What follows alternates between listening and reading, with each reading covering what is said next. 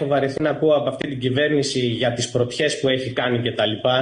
Που όποτε κάνει κάποιο λάθος, δεν φταίει η κυβέρνηση, φταίνουν όλοι οι άλλοι, αλλά όποτε κάνει κάτι σωστό είναι η πρώτη κυβέρνηση που τα κάνει. Είμαστε επίσης η πρώτη κυβέρνηση που έχει θανατώσει 500.000 ζώα, γιατί είναι ανίκανοι να διαχειριστούν μια ζωονόσο.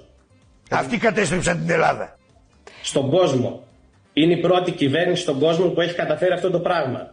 Είναι επίσης η πρώτη κυβέρνηση στον κόσμο που έχει καταφέρει να μας λέει ότι δεν υπάρχει πρωθυπουργός που να μην θέλει να στηρίξει τους αγρότες και να πηγαίνει να υπογράφει μια συμφωνία, η οποία συμφωνία μας λέει για τη Λατινική Αμερική ότι χρησιμοποιούνται 52 απαγορευμένα φυτοφάρμακα της Ευρωπαϊκής Ένωσης σε εκείνες τις χώρες. Δεν το γνώριζα.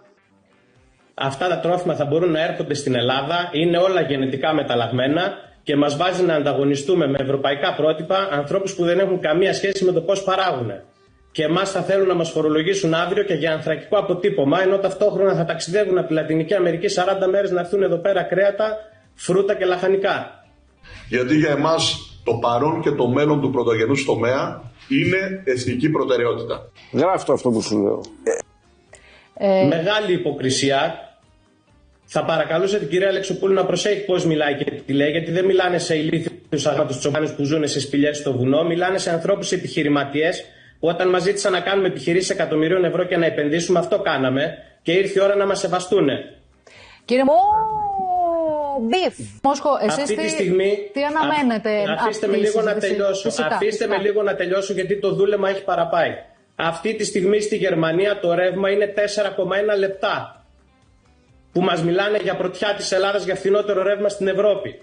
Στη Γαλλία το ρεύμα είναι 4,2 λεπτά. Το πετρέλαιο στη Γερμανία το πληρώνουν 41 λεπτά και στη Γαλλία 42 λεπτά. Για 100 στρέμματα εκτατικής καλλιέργειας που έχουμε εμείς, αυτό που μας έδωσε η κυβέρνηση αυτή τη στιγμή είναι 400 ευρώ το χρόνο. Φίλε, δεν έχω ρέστα να σας δώσω. Τους λέμε ότι δεν μπορούμε να βγούμε να καλλιεργήσουμε σήμερα και μας απαντάνε με αυτά τα μέτρα. Με 400 ευρώ το χρόνο. Αυτό ήταν το πρόβλημά μας? Είστε σοβαροί? Είστε βουλευτές εσείς? Κάνετε πολιτική? Δεν έχετε ιδέα από αγροτική πολιτική και μας λέτε συνεχώς ότι είστε από αγροτικές περιοχές που δεν ξέρετε να ξεχωρίσετε τη γίδα από το πρόβατο?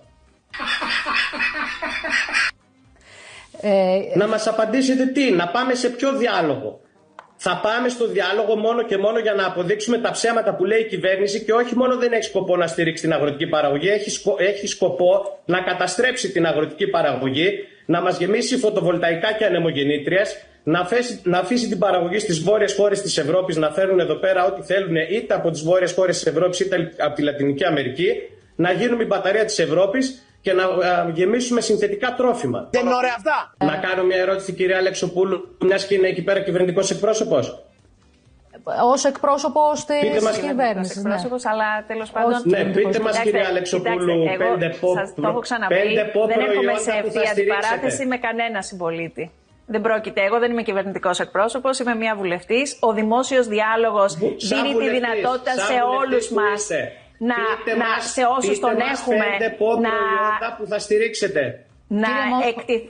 να εκθέτουμε τις απόψεις μας, αλλά και τον εαυτό μας ενίοτε. Οπότε, εγώ δεν απαντάω σε συμπολίτες. Ονομάστε 5 προϊόντα. Ονομάστε, μπορείτε? Εκτός από αυτό, κύριε Μόσχε, είναι κάτι άλλο που θα θέλετε να μεταφερθεί από αυτήν εδώ την εκπομπή, στην κυβέρνηση και στους υπόλοιπους? Θέλω να μας απαντήσει μία βουλευτής του κυβερνών κόμματος αν γνωρίζει 5 προϊόντα. Έχει φέτα, έχει pop, να πούμε. Εντάξει, φαντάζομαι ότι δεν είναι και η αρμοδιότητά της.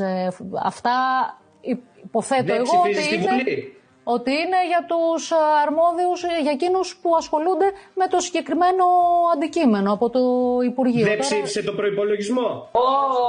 Γέροντα η ευχή.